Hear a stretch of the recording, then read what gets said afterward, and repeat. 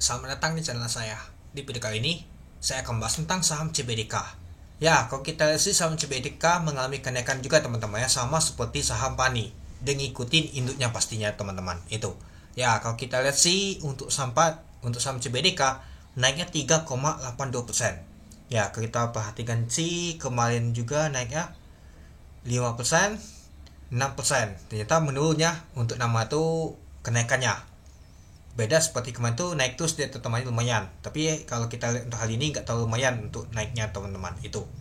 Ya beda seperti saham PANI konsisten naiknya tuh 8% betul-betul dia teman-teman.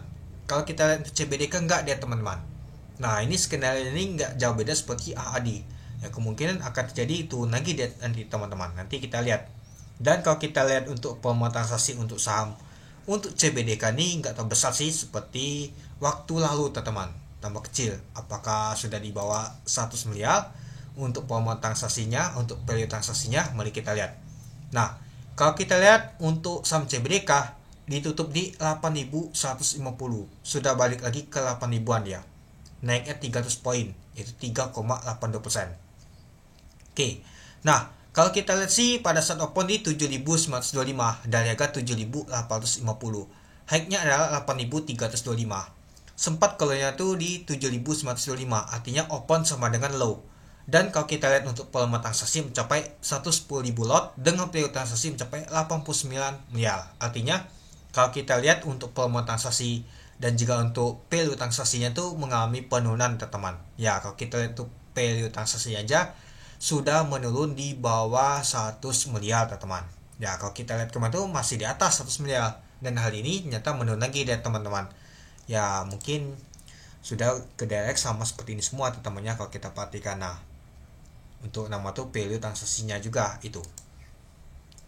Oke, kita lanjut lagi teman-teman. Kalau kita lihat untuk bid dan opennya biasa saja teman-temannya itu ya, karena mungkin ngikuti induknya naik ya. Saham untuk CBDK juga ngikut teman-teman. PANI naik, CBDK naik.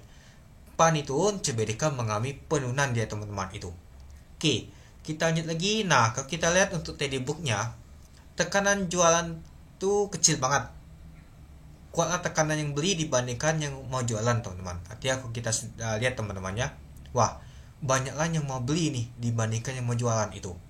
Dan kalau kita untuk bokoplernya, ini dia. CU ada akumulasi teman-teman, sama si UD.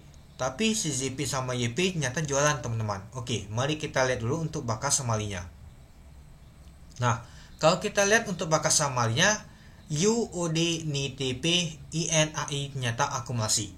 Yang jualannya adalah XL, YP, ZP, YJ, XL.